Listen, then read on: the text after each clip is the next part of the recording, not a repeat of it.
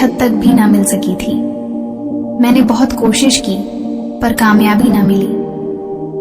एक कुंवारे लड़के को आखिर किराएदार रखने का जोखिम कौन उठाता। बहुत भटकने के बाद आखिरकार मुझे एक आंटी जी मिली। उनका नाम पूनम था। उनके घर में सिर्फ वह और उनकी बहू सोनम ही रहती थी। मैडम जी बहुत ही खूबसूरत हैं। मैं पहली नजर में ही उनका दीवाना हो गया था।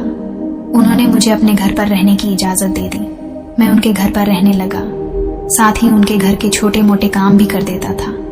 ऐसे ही एक दिन की बात है, पूनम जी की तबीयत अचानक बिगड़ गई थी।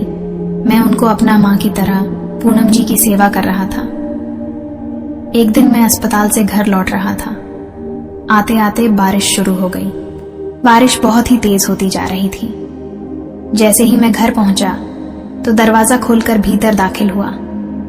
आंगन का नजारा देखकर मैं अपनी सुध बुद्ध भूल गया। सोनम जी लहंगा और ब्लाउज पहन के बरसात के पानी में नहा रही थी, और वह भी कपड़ों में। उनका सौंदर्य और भी गजब दिख रहा था। मेरे अंदर बहुत कुछ होने लगा था। यही वजह थी कि मैं देर तक सोनम जी को निहारता रह गया। मैंने इससे पहले सोनम जी को नहीं देखा था। इतने करीब से उनको देखकर मेरा खून चाय की तरह उबल रहा था। मुझको सामने देखकर सोनम जी चौंकते हुए बोली, क्यों, क्या देख रहे हो? मैंने कोई जवाब नहीं दिया। एक अटक में अपनी लाल लाल आंखों से सोनम जी के सौंदर्य का अमृत पी रहा था। मैंने डरते हुए पूनम की तरफ कदम बढ़ाना शुरू किया। जब मैं उनके पास पहुंचा तो डरते हुए मैंने उनके हाथ को पकड़ने लगा। फिर मैंने उनके गालों को चूम लिया, और वह भी मेरे गालों को। सोनम जी ने कोई विरोध नहीं किया। बारिश में क्रिकेट के इस महासंग्राम में हम दोनों काफी देर तक गोते लगाते रहे।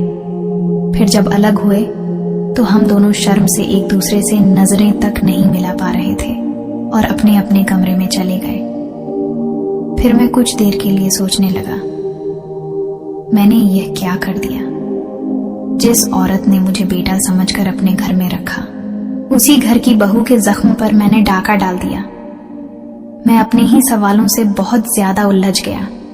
मैंने बहुत ही गलत काम कर दिया था। फिर मैंने सोचा कि सोनम जी मेरी बाहों में आकर समा गई थी तो मैं क्या करता। सुख के उफान के आगे अच्छे बुरे का सवाल ही कहां रह जाता है। मैंने मानो अपना पक्ष रखा। उधर सोनम जी अभी भी सामान्य नहीं हो पाई थी। आज एक अनजान पुरुष के स्पर्श से उन्हें अकल्पनीय सुख की प्राप्ति हुई थी। ऐसा आनंद तो उसे आज तक उसका कारोबारी पति भी नहीं दे पाया था। फिर उन्होंने चाय बनाई और ट्रे में रखकर मुझको देने चली आई। मैं सोने की तैयारी कर रहा था। सोनम जी को सामने खड़ा पाकर मैं हड़बड़ा और डर गया। वह बोली, लो चाय पी लो। पानी में इतनी देर भीगने के बाद चाय पीना ठीक रहता है। मैंने कुछ भी नहीं कहा। फिर सोनम जी ने कप आगे बढ़ाते हुए मुस्कुराकर देखा।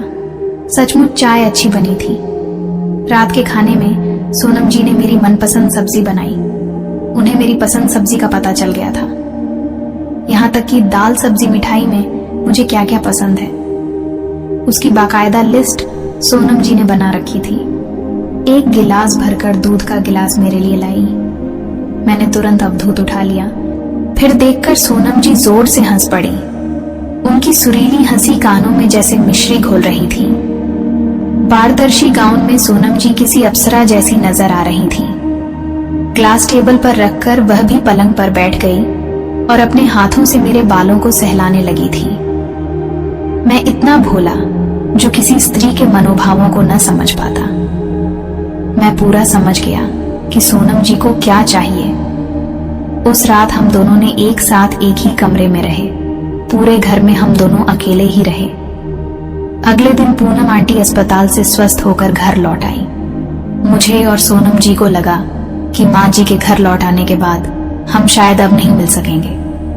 पर देश की भाषा जब देश की दूरियां तक लांघ जाती है तो फिर यहाँ एक ही घर में रजामंदी के साथ मिलने में क्या मुश्किल आती।